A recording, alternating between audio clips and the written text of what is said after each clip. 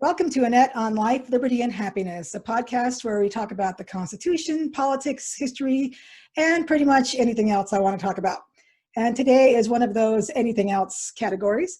I'm going to be talking about disaster preparation and our, natural disaster, whatever. I did a second coming episode last week, and I thought if I'm going to scare people, then I should give them something to do to help them prepare for when stuff comes down, because we are in the last days.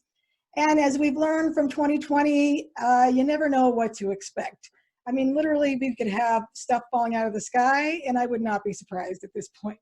So to do this, I brought in Mr. Cory Riley. Hi, Cory. Hi.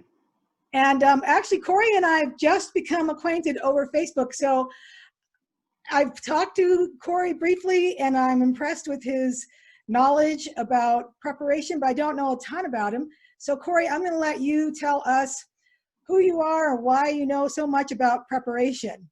Okay, thanks, Annette.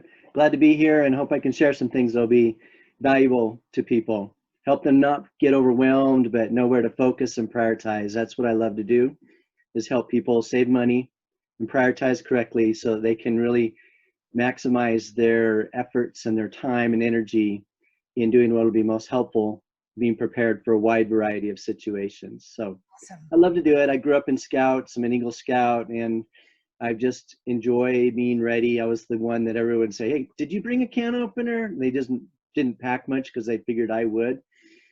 And so I'm the oldest of a large family, and just kind of grew up with that cowboy resilient mindset. Love to fix things and handyman. And my grandparents, my dad were great teachers to me. And as I've gotten older in life, there's so many people that just buy things. They go to the, store to buy things, and if it breaks, they don't know how to fix it. And so I just have learned from some really good people. And then I've volunteered a lot with Red Cross and other community events to help people doing mountain races, mock events. I'm a CERT instructor, and love to do good with whatever you have at hand. So are you saying you could have fixed the vacuum that I just threw out in the garage and bought a new one to replace? Sometimes it's worth it and sometimes it's not. But when you don't have a store and you don't have working facilities, then you either fix it or make do or do without. That's what the pioneers used to say, right? Fix it up, make it do or do without. Yeah, I have a feeling we're going to be seeing a lot more of that in coming days. The episode that I did on the Second Coming, we basically, if you believe the timeline that a lot of people are looking at, we are heading into the time of troubles coming up here in the spring. And that doesn't sound good. So to me, that means we've got some stuff coming down the pike, and that could be droughts, natural disasters like, what is it, the stuff coming out of the sky, asteroids, I always picture that kind of thing, or war, or, eventually we know that as members of the Church of Jesus Christ of Latter-day Saints, we're expecting to build the new Jerusalem and go to Zion, right? And so, I'm reading the Second Coming book by Gerald Lund right now, and it talks about congregating. And so there's a quote in there, I don't remember which apostle from back in the day, but it basically talked about us all walking to Zion, to walking to Missouri. And so stuff like that scares me, because I'm not a big camper, and I'm not, I'm not really a pioneer type. Like, I've got pioneer stock, but I love the modern conveniences. And so even just talking about this preparation stuff makes me feel a little oogie. But if people that are listening are like me, they might have some food storage. Like, I have some freeze-dried foods, and I have some canned goods, but that's about all. And so what I want is for people like me to be able to sort of start doing something today that can make a difference, that doesn't cost a lot and is not difficult to do. So what I would like to do tonight is to have you tell us some things that we can do that doesn't cost anything or cost very little quickly, and then move on to what we could do for more in-depth, maybe cost a little bit, and then maybe a little bit more. So I'd like people to be able to walk away from today and get something started right away, but also be thinking more long-term, as this could be a long-term project. For me, this is a New Year's resolution, and I'm basically giving myself 2021 to, maybe I do one thing a month until I feel like I'm fully prepared. Yeah. Because I have to do things in baby steps. Yeah. And it's like missionary work. I could do a little here and a little there, but don't ask me to go out and convert someone tomorrow. Right. And with being prepared, I feel the same way. I can do baby steps. And so that's what I'd like to do is lay out some baby steps that people can start doing. So tell us, when we talked yesterday, you talked about water and sanitation. Yeah. And just to follow up on what you were talking about there, because that's really important, your attitude is the most important thing. Your emotional resilience and your mental framework is number one. Your spiritual foundation. Hopefully everybody, if there's a lot of LDS people listening, hopefully they have a strong spiritual base, but we all need to up-level it and strengthen, no matter where we're at, no matter what religion we are or spiritual. Say, even if you're not a member of our church, I think most churches recognize that the second coming of Christians would recognize that we have a second coming at some point. Yeah. And even if you're not Christian, and even if you don't believe in the second coming, all you have to do is live through 2020 to realize that there's lots of stuff that could be happening at any time. Yep. And I think most people of any faith realize that you're going to need to depend on God. Yeah. To help you through a lot of this. So you can't do it on your own. That lone wolf scenario, just doesn't really work. You do, as a family, you need to look at your responsibility, your stewardship, whether it's you're a single person or if you're a single parent and you have some kids, or whether you're married and have a family or you have grandchildren or whatever. Look at your own domain and your sphere of responsibility and then think, okay, where are we at? Do some assessment. And your spiritual foundation is number one. A lot of people will start to, giving people lists and say, here's what you need to buy. And they really miss the mark and not very helpful to people, because your attitude is number one, your skills are number two, and stuff is number three. That's good. That's good to me, because my attitude is pretty good. Yeah. My stuff is not right now when everything's working, but when stuff shuts down, if you don't have power or water or gas or whatever, heat in your home, it can be very stressful, especially kids. They don't understand why this is going on. We know it's going to happen and we're still feeling responsible and it's tough. And you need to practice these things. And I'm going to talk about that towards the end, but I'm a big believer that if you just set up a tent in your living room and have a camp out over the weekend and live off of what you have and your skills, you'll learn more than any book you can read. And I've read a lot of books, and some are good and some aren't. But the important thing is that if you have the attitude, then you'll want to figure out some skills, and you can make some makeshift tools. Not as good as having what you need. So I'm not saying those aren't important, they are. But if you got to have that resilient inside and say, you know what, if we pull together, work together, we can get through this.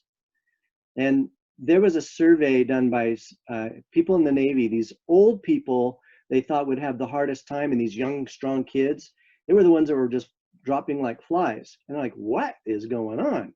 The old gray hairs are making it through these tough times. And they said, yeah, they've made it through other tough times. They knew they could make it. It's these young the resilience piece. Haven't seen that, exactly. Yeah. So I'm a big person on teaching about that. And if you like what you hear, I'll give you some info where you can get some very affordable classes.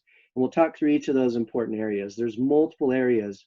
And I like to help people do an inventory of where are you at spiritually, physically, emotionally, financially is another important part as well. And take inventory. And since we're kind of talking to people that are largely spiritual, I do want to say this because it's very important. If you will pray for guidance, or meditate if you don't pray or whatever, and just tune in and take inventory and ask for that higher wisdom to guide you, it will help you. I have a strong witness of that if you ask for guidance, the Lord doesn't want you to get overwhelmed either.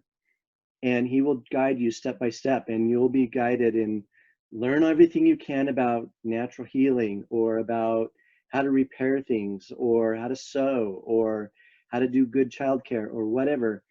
And people that can bring those skills together can help each other in tough times. That's what they've always done as pioneers in World War II, in the Depression, and in natural disasters. Things tend to go downhill really quickly if people don't get that mindset of working together. And literally within 72 hours, that's why they have that term 72-hour kit. It's kind of gone the wayside. But within that 3 days, if people don't organize and come together, things break down. And we don't want to be in that scenario. It is not fun. And so that's why I'm passionate about helping people, because if they understand, they'll make it through. And I know how to make a dry toilet. I know how to take care of human waste and what to do with it.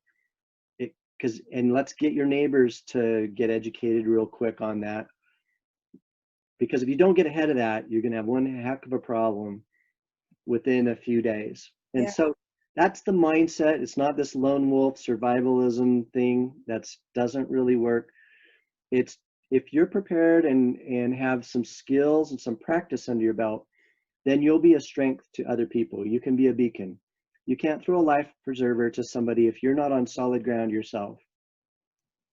And so get some of that confidence by practicing and learning what the priorities really are, and then you'll figure the rest out. You know, I like that. That's a really good point that you said, to pray about guidance for what it is that you should be focusing on, because we all have our own skills or maybe areas of interest. I don't know that I have many survival skills unless people want to be, entertained. But I'm sure there's something that I can become good at. And so if we're praying for guidance, Heavenly Father knows where we're going to end up and who we're going to end up with when stuff happens. And so if we all come together with our various skills, we don't all have to know everything. We can all just know one thing really well. I hope my skill doesn't have to be, what was that, dry toilet or something? That sounds hideous to me. I don't hope that's not the skill that I have to learn. I don't want to have to learn to make a dry toilet. You do need to know how. And I could teach you. It's not a big deal. Okay. If you don't know how, it will be a big deal. So there's some YouTube classes or things on that, but it's one of the modules that I teach, and it's really important to know. Super. Right. So you teach classes, and if someone wanted to take classes from you, you can be reached at class@preptips.net. Yeah, my domain is preptips.net, like network. So it's not .com, it's .net. All right. And they can send an email to class, CLASS, at preptips.net. I'll send you a list of some things you can do that are free and very valuable that you probably haven't thought of or read anywhere, such as getting a photo album with your family records and kids so you can prove your kids are yours. That's really important in emergencies, to simple things like that. A lot of other good things. I've got a lot of experience that I love to help people, and it's very affordable, and I'm in it because I want to help people. Cool. So you can get that. You'll send that list to anyone that emails you, and then if they want to ask about classes, they can do it there through that same email address. All right. Cool. Yeah. All right. So let's dive in here. Okay. So pretend like everyone's like me, where they don't have much going on. Now that's about it. Yeah, and so praying about it, I'm just going to cover that one more time. That is so important because I've done that, and I've been guided in certain areas, and then as I learn that skill really well, then I say, what's next?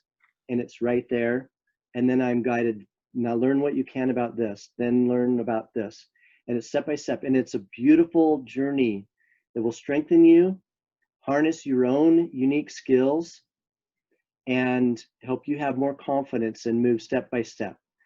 It's so easy to get overwhelmed in this department of life of preparedness, and that's not what we want. I want to help. So we're going to talk about a couple of the most important ones, but each of these categories have a lot of good things if you're interested in learning more. So the two I want to talk about tonight is the two most important things in a big major event is water and sanitation. It's not food. Food is like 5 on the list. It's not even in the top 3 or 4. I don't even have anything from the top 2 or 3. I only have number 5. Dang it. Yeah, food is nice. We like food, but you can actually live for a week or 2. You'll survive it. If you have water and sanitation, you'll do okay with little or no food. Oh, here's a funny thing that I thought about doing, and you tell me if you think this is a silly. Yeah. Knowing members of the church the way I do and myself, I was thinking about stockpiling a bunch of Diet Coke that I could trade for stuff. Because there's a lot of us that are a little addicted, and so they might be willing to trade like I don't know, a knife for some Diet Coke or something like that. Sure. Yeah, I think that's a good idea to have some comfort foods, and even if you don't, if they're not your thing, but you have access to it and you can trade, great. Some dark chocolate. People that have dark chocolate, Yeah, they will be my I friends. teach a class on how to store chocolate. Oh, I need that class. Yeah. Hershey syrup, peanut M&Ms. There's ways that'll last a long time. That makes me feel better. The idea that I might end up with some Diet Coke and some peanut M&Ms at the end of it. Yeah, I can survive. I can handle that. Now, immune system is really important, and good, nutritious, dense foods are very important. So I like sprouts. I like oatmeal, things that are very sustaining and lightweight and easy to cook with no heat. Right. That's a whole nother module when we get onto food and things like that. But sugar and that will wipe out your immune system. So it's okay to have a little, but not, I'm not going to live on it. But you ain't going to survive on Twinkies and Ho-Hos and do well. So that's something to keep in mind. All right. Balancing. It's all about balance. Okay, so let's talk about water for a bit, shall we? Yes. Okay. Your body needs water for pretty much everything that it does. Digesting food, temperature regulation, warming your body, keeping your body cool, killing germs, eliminating waste, right? Thinking clearly is really important. If you're ever tired and fuzzy and foggy, if you drink some water, a lot of times that'll snap you back into clarity because your mind needs water. So water is essential.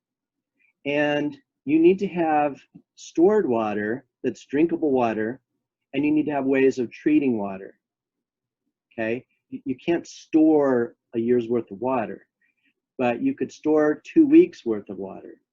And if that sounds like way too much, then start with a week. But you really should plan on having 2 weeks of stored water, and I recommend 2 to 3 gallons per person per day. 2 or 3 gallons per person per day. Yeah, I don't have nearly enough water. You need to drink about a half a gallon of water just to stay healthy and keep your body functioning normally. If it thinks it's in ration mode on water, it starts shutting things down and not doing so well. So plan on a half a gallon for drinking, half a gallon for cooking. That's 1 gallon. And then the other gallon for cleaning and doing a sponge bath every other day or whatever you can with whatever water you have, doing your dishes and things like that. You need to practice doing some dishes with a gallon of water and soap with just 2 drops of soap, and you scrub it, and then you put it in a bowl that's your first rinse, and then you have a sanitizing rinse with a little bit of drop of bleach in it or something like that. There's a way of doing it. Set up a little pot that's your wash pot and your rinse pot and your sanitation pot. So a lot of times if you ever go to a hostel or something like that, they'll have 3 sinks for the dishwashing, and you can do a great job with it. You just need to practice and learn that. And that's because you're not using as much water to totally rinse it like you normally would. Right. You rinse the soap off. You don't use as much soap. You just use a little scrubby pad to get it clean, and then you put it in the rinse water, and then when it's shake off the rinse water, and you just sanitize as the final station, and then let it air dry. So that's another skill. We'll talk more, if you want to take a class, and we'll go through that. Practice taking a sponge bath. So if 3 gallons a day sounds like a lot to store, try living on it for 3 or 4 days on 3 gallons of water a day. You can do it, but you're going to have to learn, adapt, and learn some skills. How do you rinse your hair with a half a gallon of water or less? Yeah. Right? You can do it. You can do it. You just learn to be frugal. It's kind of fun. Cut your hair really short. That helps. Okay. So That'd be one of the first things. So that 3 gallons of water per person per day. So let's say that's 15 to 20 gallons of water a person a week. Okay. That's 4 or 5 gallon jugs. Okay. Per person. It's doable. Mhm. And you need to, and you can get like the soda bottles, the 2-liter soda bottles. Back in the time when we all worked, in offices and stuff. Mhm. They would have parties and throw out these big 2-liter bottles, and I'd get those and rinse them out, fill them full of good drinking water, good to go. And you can put those behind a couch or bookshelf or under the sink or under a bed, sealed tightly. Even if you have an apartment, you can find and need to find room to put good drinking water, because in an emergency, with fires and broken windows and lost people and injuries and trying to find everything else, do you want to be searching for water the first day or two? Yeah, not so much. No. You've got other things. You want to get your kids together, make sure everybody's okay, take care of any first aid item, issues and things like that. You don't want to be searching for water. No. So, word to the wise. Work on that. Number one. Okay. If you do nothing else from tonight for this podcast, get some stored water, safe water. Now, there's issues about rotation and all that we don't have a lot of time to go into, but I'll just say if the water is clean and the container is clean, it's probably going to stay fine. If you have the option to boil it before you use it, such as if your electric range is working or your gas stove is working, and you can boil it, great. That just makes sure that it's safe. I don't normally bother to rotate stored water much because I'll boil it if I can or treat it chemically or other ways. If it smells good and it tastes good, it's probably okay if it was clean when you put it in. If it's slimy and smells bad, then you're going to need to boil it or treat it before you drink it. So most stored water is going to be fine. If the container's clean and the water's clean, it'll be okay. So that, let me check my note here on that. Okay, babies and toddlers need a lot more water for their cleanup. If they're in diapers or making big, huge messes and getting it all as much on them as they get in them, then you need to take that into account. There's actually a great article in the Ensign from years ago from a Relief Society president in Brazil. She wrote an article. It's still there on the mobile app. You can get it. It's called "What to Do When the Water Runs Out." And it's probably from the 80s or 90s. It's been out there for a while, but it's still there.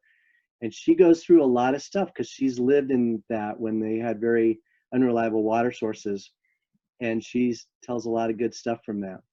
So you can look for that article or email me and I'll send you the link. I'll put it in the show notes.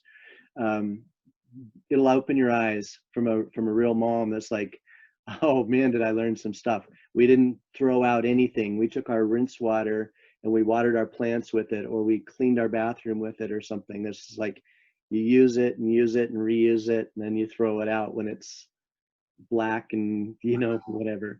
So learning how to treat water is important because you can only store so much. So then you need to have some methods of filtering and treating water. So I want to talk about that for a minute. And I recommend that everybody have a small backpacking water filter and a larger family size to do larger amounts of water. There's a lot of good backpacking filters that you can get. I like one by MSR, which is a company that makes outdoor gear, and it's called MiniWorks EX, and it's about $89, and it's kind of clear. It has a handle, pump handle, and there's a ceramic cartridge in there that has charcoal layer of filter. And that's a really nice backpacking filter, small, and you can put it in your go bag, your backpacks or whatever. It's a great Christmas gift or birthday gift or I love you gift for 90 bucks. And it's field cleanable. You can unscrew the top, pull the cartridge out, wipe it off with a rag, put it back in, run some water through it, and you're good to go. And I'd recommend getting one of those filters, and then when you can, get a couple extra cartridges. One little tip for you is if you're in a cold environment and your filter is wet, make sure you keep it in your sleeping bag so it doesn't freeze, because the water will expand and crack. Ooh. So when you clean that, you take the filter out and set it on a counter and let it air dry, and then store it, and it's good for next time. Don't store it wet. It'll grow stuff. Okay, so that's a nice little backpacking filter. MSR MiniWorks EX. You can get them at outdoor places or online. I'll put a link to that in the show notes. That's a really nice little one. There's other great ones out there as well too. There's some that use a paper tube, and they are okay, but you have to have a plastic syringe to back flush it. Mm. And so if you use that kind of filter, do not lose that syringe, because it needs high pressure to back flush it to clean it. Okay, just a little tip there. Then as far as a bigger family type of thing, there's some gravity fed filters. If you studied much in preparedness area, you probably heard of Big Berkey, which is a big metal filter. It has an upside pot kind of thing with filters in it, and then the water runs down into a collecting station below, and there's a spigot at the bottom, and so you just pour the water in the top, it runs through the filters by gravity, and then you have clean water a couple hours later at the bottom. They're great.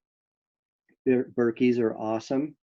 There's another company that I like as well called Aqua Rain, and they make a filter called 404, Aqua Rain 404, and it can hold 4 of those filters in it, candles they call them, because they look like a long pillar candle, ceramic filter. And the more of those you have in there, the faster it will filter. So if you get the Aqua Rain with 4 filters, it's about 400 bucks, I think. Wow. Which is a pretty good investment. Yeah. I know, but it is probably the #1 thing you want to have for a family for a long-term scenario. To be able to have clean drinking water, a lot of it, it'll do like 30,000 gallons or something. Don't quote me on the number, but it's a lot. Okay, that is a fantastic family gift, and one that I would really prioritize and budget for, so that you can invest in good drinking water. Just, there's no substitute for it. Right. Okay, then you need to have other methods of treating water. There's chemical ways. You can buy some chemicals. Simplest way is liquid bleach, which is not really great to drink. You don't want to, but it is what the city uses to treat water. It kills germs, kills bugs, and if you don't like the smell of chlorine, then you can just leave it open in an open container, and that chlorine gas will gas off, evaporate Yeah, I in didn't. about 24 hours. It's good to have a slight bleach smell when you're treating it. It means it's working and there's enough bleach in there to kill anything that's bad. And typically you use 8 drops of liquid bleach, just like the Clorox stuff, the unscented laundry bleach, Clorox. 8 drops in a gallon of water if it's fairly clean and clear. If it's murky or if it's from an unknown source, then you could double that and put 16 drops per gallon of water to treat it. And you just leave it in there for half an hour or more is good, an hour or 2, to kill the bugs. And then if you leave it in an open container, the chlorine gas will evaporate. And you can add a little vitamin C packets or something to add a little flavor. If you pour the water between containers, if it's been stored for a long time, then that will oxygenate it and improve the taste of it as well too. It'll taste flat if it's been stored for a long time. So I'd recommend pouring it back and forth, add some oxygen in there. So chemical. There is a way that you can store dry bleach. It's a pool shock, but you have to get a certain type of it that doesn't have the chemicals. And the Walmart and Costco brand is not the right kind that I've ever seen. There's a company called HTC that makes a good one. And the scientific name is called calcium hypochlorite. It's dry powder. If you go to a spa supply place, they'll have it. Just say, I want Cal Hypo. And it should have a 70% available chlorine, 60 or more percent available chlorine.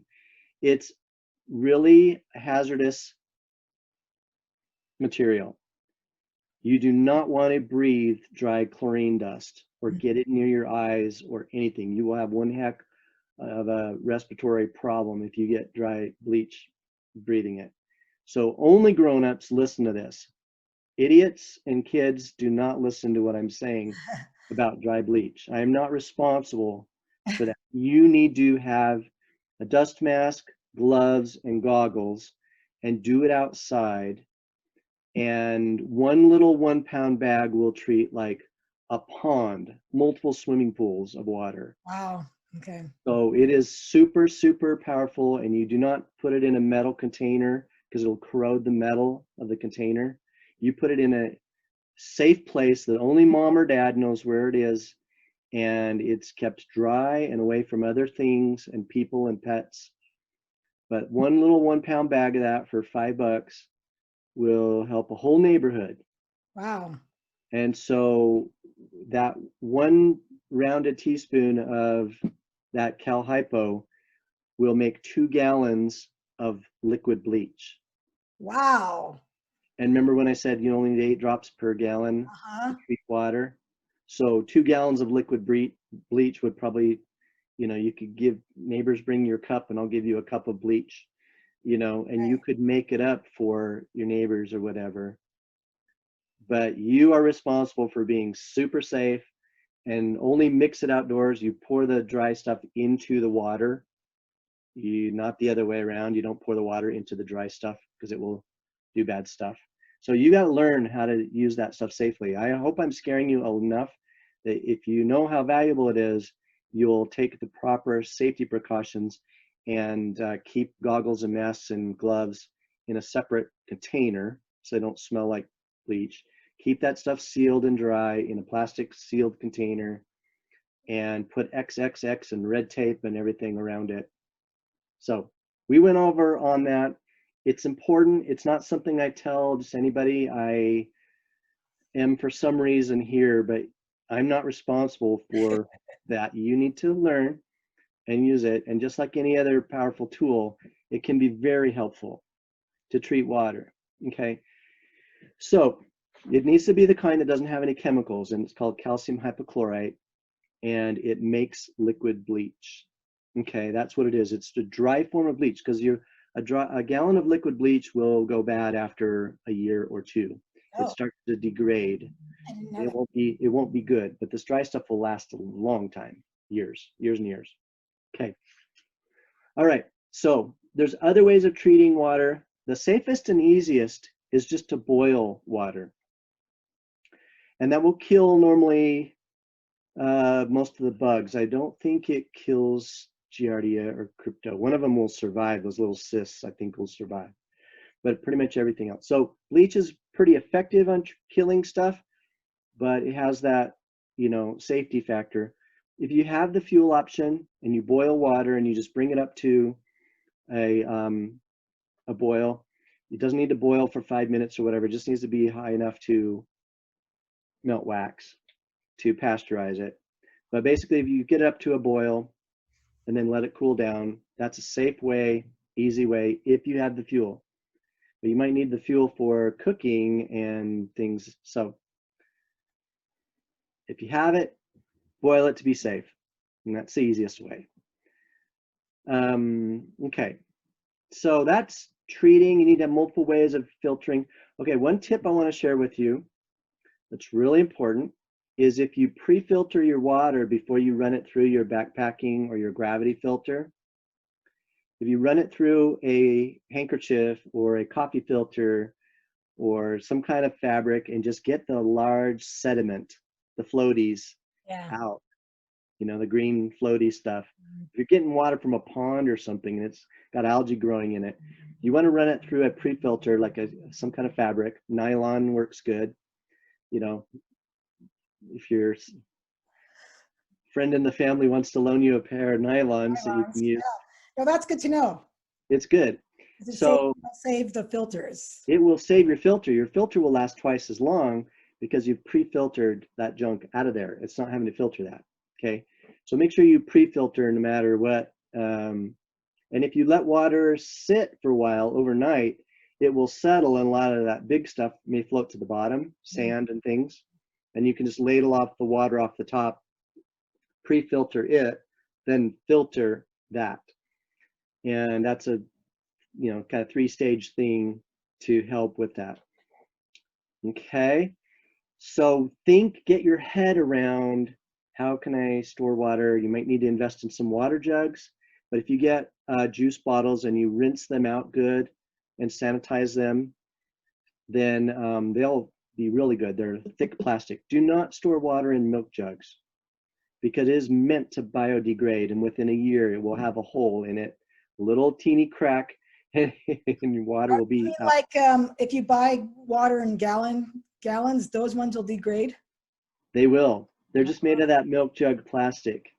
So if you buy spring water or distilled water, you're going to need to put it into some kind of a plastic jug that is thicker. The Lexan, the thicker kind of stuff that juice bottles and soda comes in will be fine. That makes sense. All right. Yeah. Okay. Hopefully you're getting excited about this. That's like so easy to do, free. You just find some jugs or invest in some jugs. There's a place in Salt Lake and other places that sell industrial container and supply, and you can buy barrels or you can buy jugs. You've probably seen at some places big tanks that you could put in your garage. Now that's nice. They're pretty spendy. They're several $100, and it's a great investment. If you have the option, do it. But you don't have to. I know some people just getting started and have an apartment or something.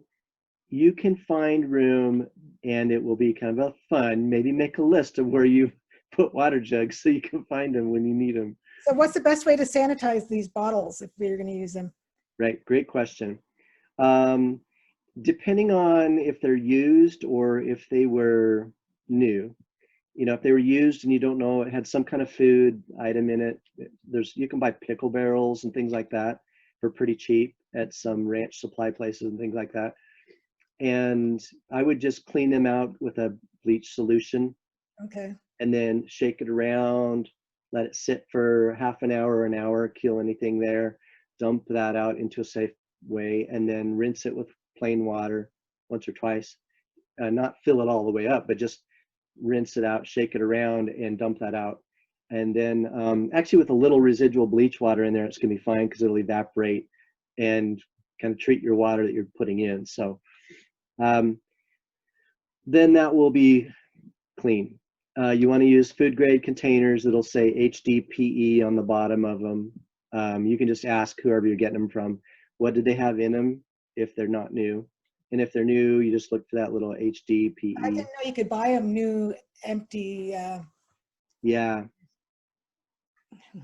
You can buy the jugs, 5-gallon jugs, and those are nice to have because you can carry water around if you had to go find a source, and you could carry those, put them in a bike trailer or something. I know. Yeah, I see. I can picture what you're talking about, like those Arrowhead type water thingies, or.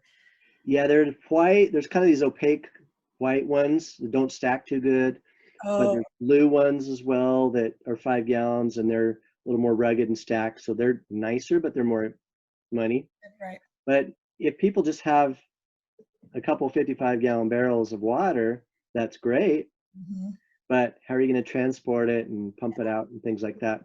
So if you have some smaller containers and a pump so you can pump the water out and take it into the house and put it on the counter, you can get a spigot that fits on the lid, and then you just turn the spigot on to get water and things like that.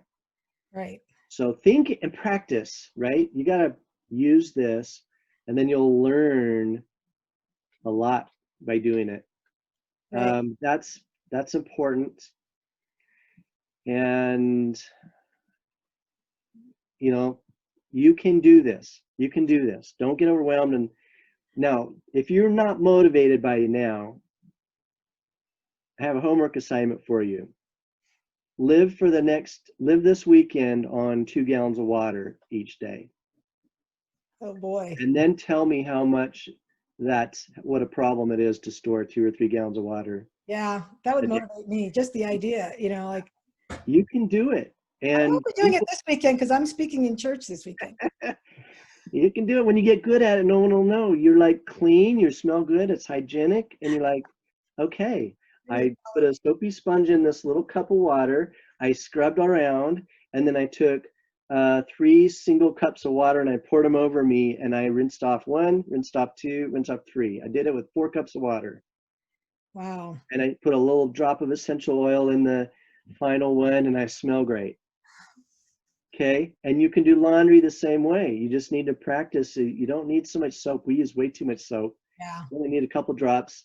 You get to be thrifty, and it's fun. It's an abundance mindset to be thrifty. To waste is not an abundance mindset.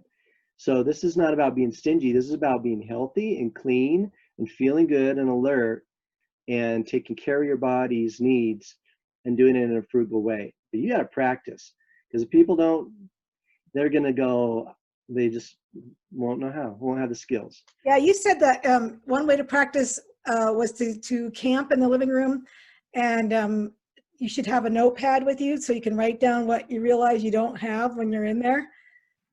Yeah, Yeah. you're paying attention. So you got to practice these things.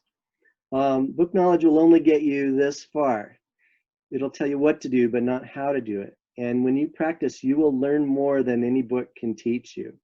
So I'm a big fan that people really, and I practice this stuff. That's why I've learned so many good things that I can help other people. And then you can practice and you'll find your own way. So yeah, to keep a notepad and just take a tent and set it up in your living room and say, kids, we're going to have an adventure this weekend. We're going to live off of this food, and we're going to figure out how to stay warm and have light. And if we don't have light, then we'll go to bed when it's dark, and we'll wake up when the sun comes up.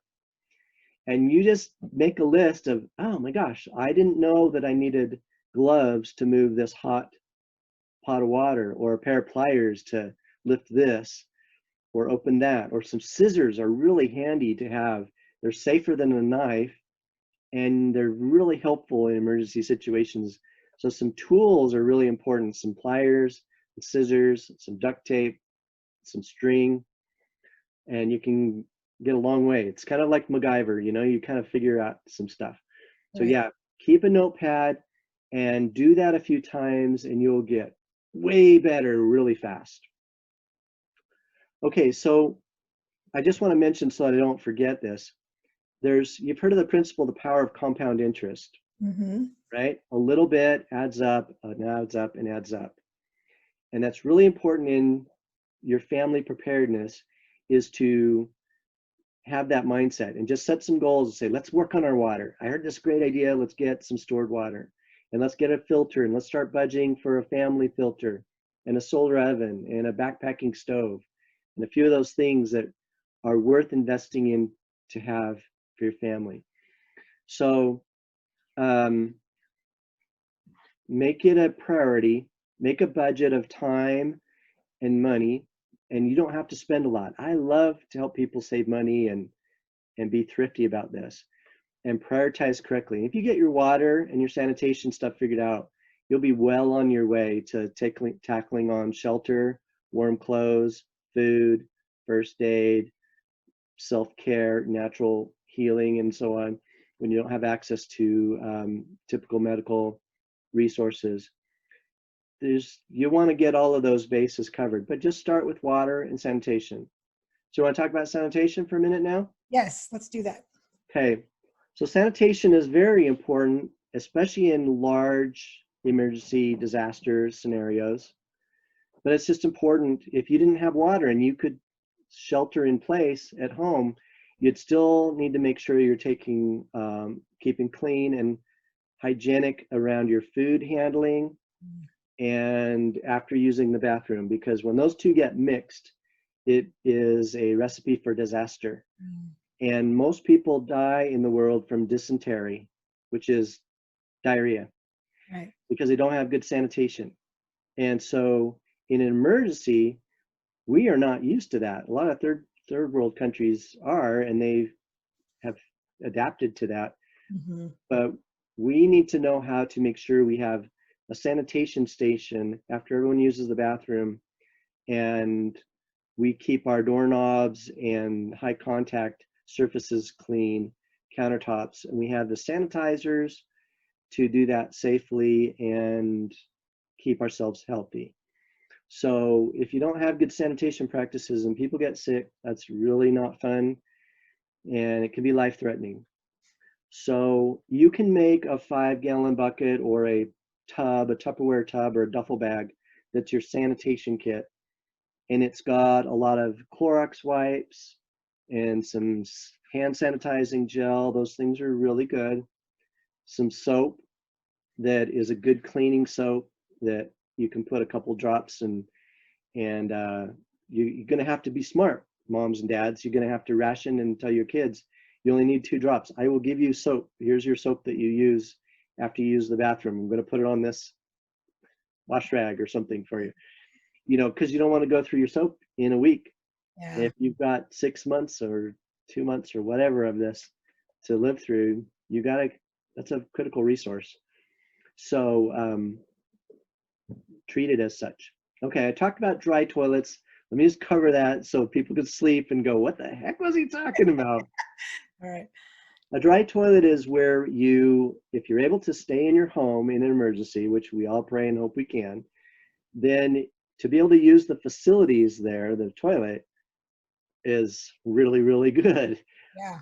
And you can flush if you don't have working water, the water's turned off for some reason, you still pour water into the tank and flush it. But it's going to go downhill, and who knows what's downhill, and hopefully it's not you. But sometimes that's the case, and that's a whole nother scenario that you need to think about. And if you want to do a class on that, I can give you some experience there.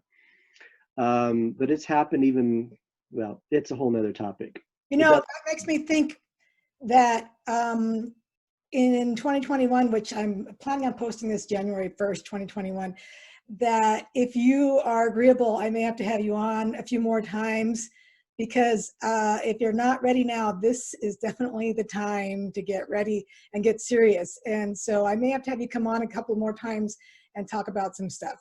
Yeah, be happy to. Awesome. I'm passionate about it, and I'm going to feel guilty at the end of the day if I don't help people with what I know and have practiced. I've learned from some really, really good people, and I've just been blessed to have some experience in those areas. So I'm happy to help people if they will listen and act on it. I'll make it simple.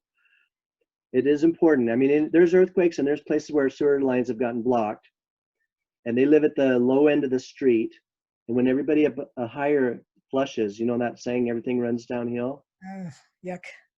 When that comes in and it comes up through the drains, sorry, but you have to leave your home. You have to evacuate your home because it is a health hazard, because you've got human waste coming up through the drains.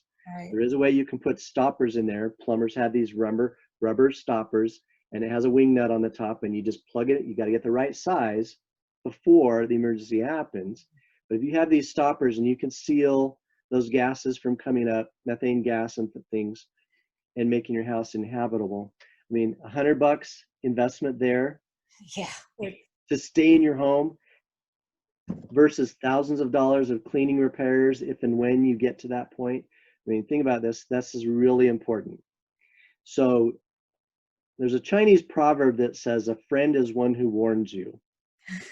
I'm being your friend. Yeah, you're a friend. Some things you probably haven't wanted to think about.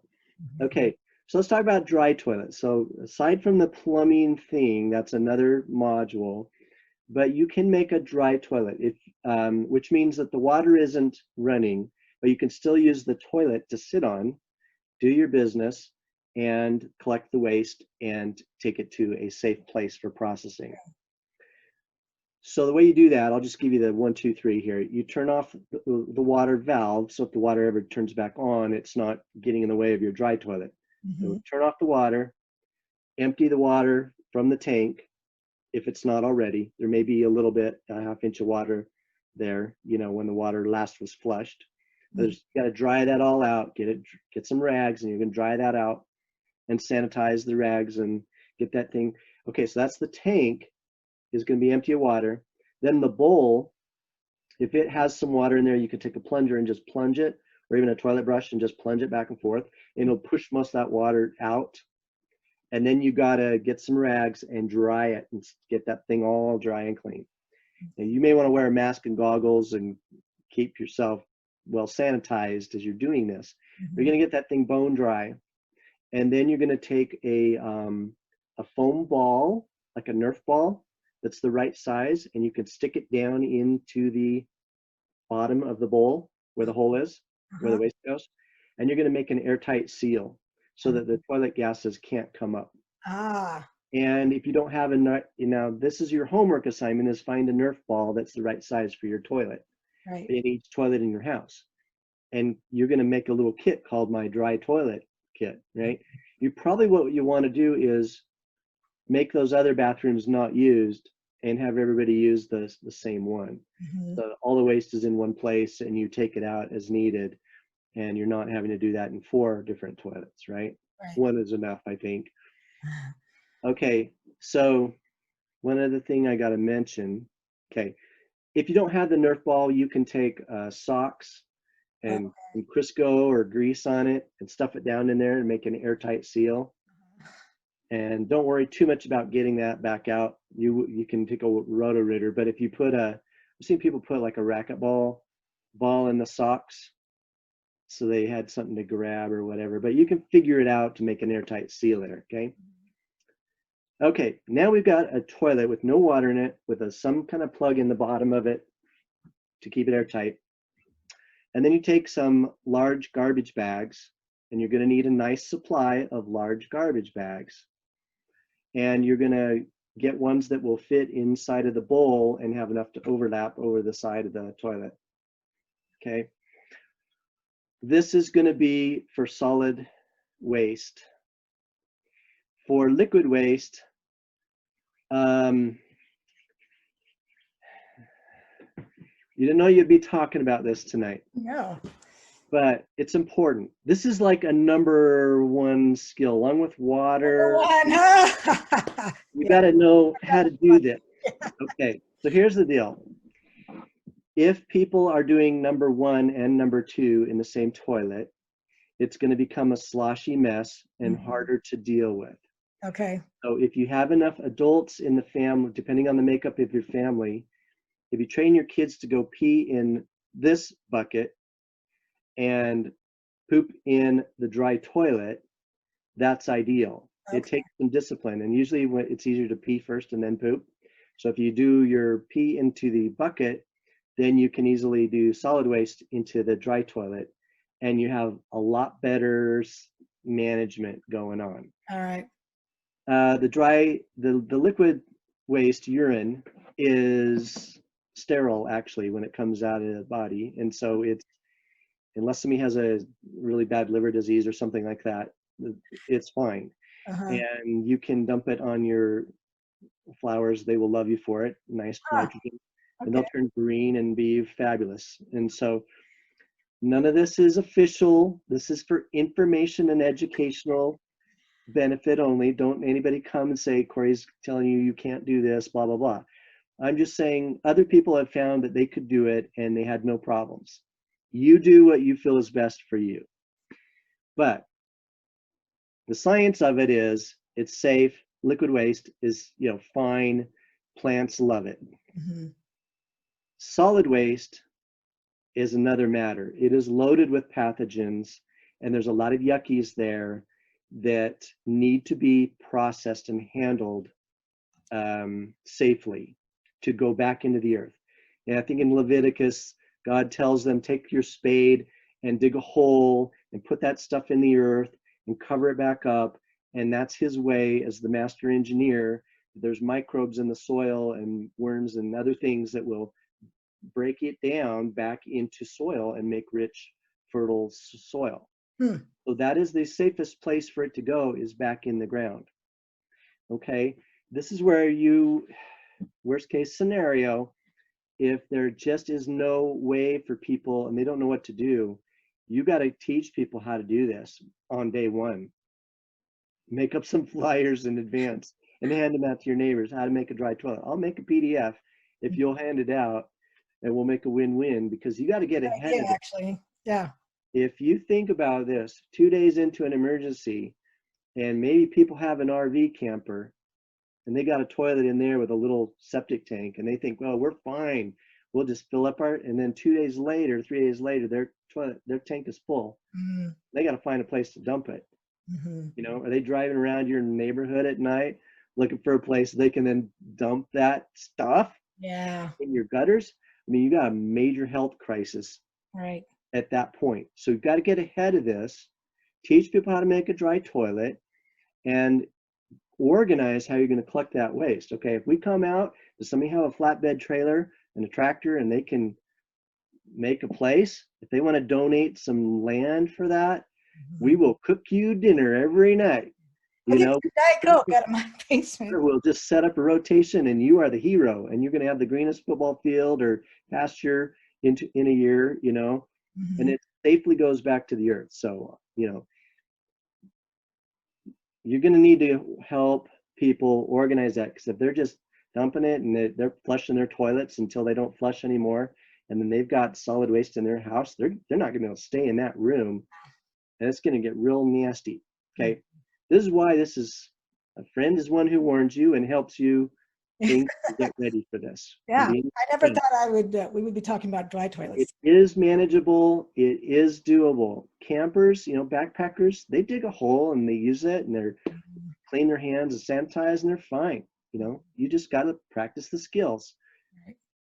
So you can have a bucket of soil in your bathroom with a little trowel, a little cup or something, and you just put some sand or dirt over that solid waste after you've done your business, and cover it up, and then put the lid down, and it's going to smell like, you know, a pit toilet. If you go to a national park or something and they've got those, you know, pit toilets, it's going to be kind of like that. And then when that bag gets full enough but not overflowing, then you seal it up and put it in a box or a bucket so you can carry it out.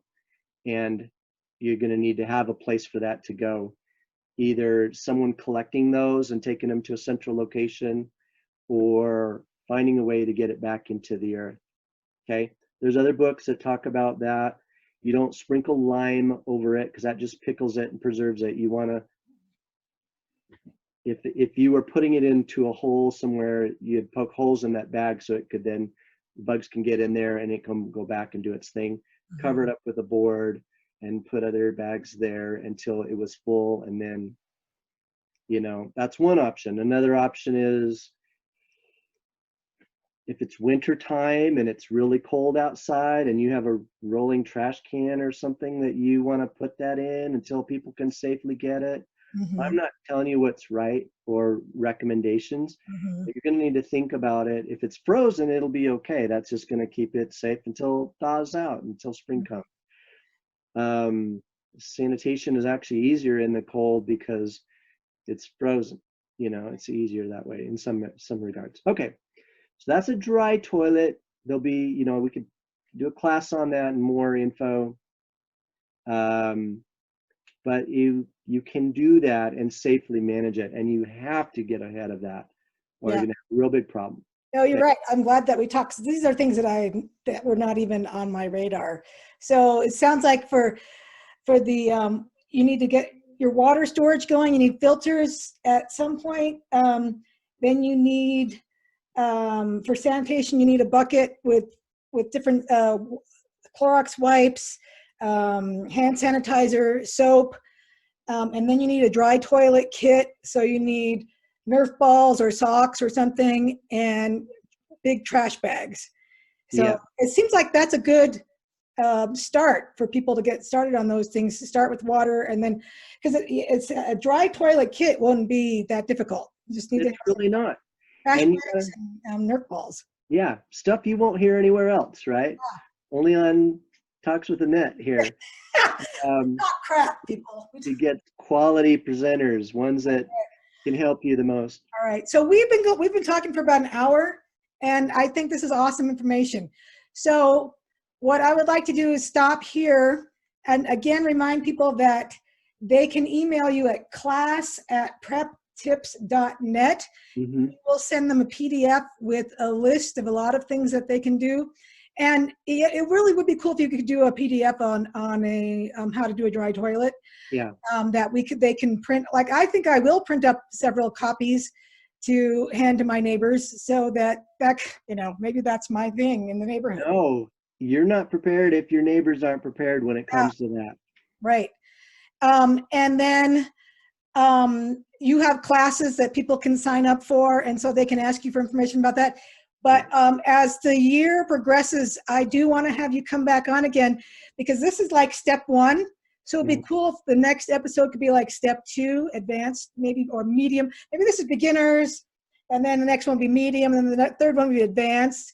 And so if maybe the assignment for everybody that's listening today is go and get started on your water. And once you've got your water done, get your sanitation kit ready, and then get your dry toilet kit ready. And then come back and listen to the second episode, or sign up for some classes with you. Yeah. And by the end of the year, my listeners, if you're following along and doing everything recommended, you will be good to go, or much better to go than a lot of your neighbors. So, oh yeah. And since those first 2 are so inexpensive to do, I mean, you can go to the dollar store and get a lot of sanitation things, supplies that'll help you. Brushes are really helpful, various kinds of brushes, hopefully with different colored handles, or put tape on the handles and say, this is my food brush, this is my nasty brush. You know, it's new right now, but as you start using them, you want to keep them very separate for their purposes. Some that are cleaning surfaces that you want to keep clean, and they're only $1, you know, just a little scrubby brush. The long handles are nice, with longer bristles. In fact, thinking gloves, rubber gloves, like I don't. Here, hang on one second. All right. We like your background too, by the way, because it shows all the COVID and other things that can happen. Okay, this one's a great one. Oh, wow. Yeah, if you're just listening, go to YouTube and you can see it looks like a really giant hairbrush, and with really long bristles. Like a horse brush or something. It's got a 3-inch bristles on it. It's really hard plastic. I got this at a home supply place, one you would know the name. And or Lowe's or one of this those. you can, it's really heavy duty. You don't have to get your hands right in it. It's not a knuckle buster. It's got a little spatula on the end for scraping. So, you know, those, get a couple, 3 of those are really great. And then label them, color code tape on it, so you know, yucky countertops and surfaces and food and dishes and things like that. Right. So have some fun, have some faith. Fear comes from not having correct knowledge about something. If you understand something completely, you cannot fear it. You understand it. You know how it works. It's predictable. And even if it's a bad person or dark energy or whatever, you know how it works. And therefore, there's no need to fear it. You just navigate around it and you understand it. So if you have correct knowledge and you take an appropriate action, you don't need to fear. It's when you don't know and you're like, what am I going to do? Oh my gosh, I didn't even think about this. So the practice will give you a lot of confidence. And as you pray and seek guidance, you'll be guided and you'll develop your gifts. And it will be wonderful, adventurous, and your confidence in the Lord and in your own abilities will increase. And that's the way it should be. So have fun. And I would really prioritize the water and the sanitation and do those in 2 months. I would say, let's spend a month or 2 weeks getting our water. Let's spend whatever we can do. I would really front load your energy and priority and time to get a handle on those. They're so important. They're 10 times more important. Well, 3 times more important than the other things. Warm clothes and gloves and hats and boots are really important. some good basic tools, good pliers, knife, hammer, so you can repair things, duct tape, wire, glue, thread and needles, that kind of stuff. Important. We'll talk about those other areas later, but just start and pray, and then act on where you're guided. Take inventory for your own family situation. I've thrown a lot of info out here, but you're responsible for your own situation and knowing your own family's needs and so on. When you get a handle on that and you can help other people, you might not be able to give them stuff, but you could at least tell them. And how valuable would that be? In a half an hour, I told you how to make a dry toilet. If you got your neighborhood people together and said, come here, I'm going to teach you what you need to do today to make a dry toilet in your home. Bring a paper and pen. Have the kids run around and say, we're having a neighborhood meeting. We're going to get on top of this. Wow, what a tremendously different situation you will have than a big mess and pets and vermin running around spreading disease. Yeah. It's not going to be fun, and it goes downhill fast, unfortunately. I'm not a doom and gloomer, but the realities are predictable. You see it at the Astrodome, you see it in Sandy, water flooding up to people's knees, and who knows what's in that water. And if that's all you got to treat, you're going to have to know how to filter and pre-filter and then backpacking filter it, right? So you can do this, and it's going to be very helpful if you ever need it, and you'll be glad that you did. Yeah. So good luck. Awesome. Keep in touch on the site, and we can do classes based on what level people are at and what they want to know. Awesome. Well, this has been very eye-opening and very helpful, and I'm grateful that you took your time to do this.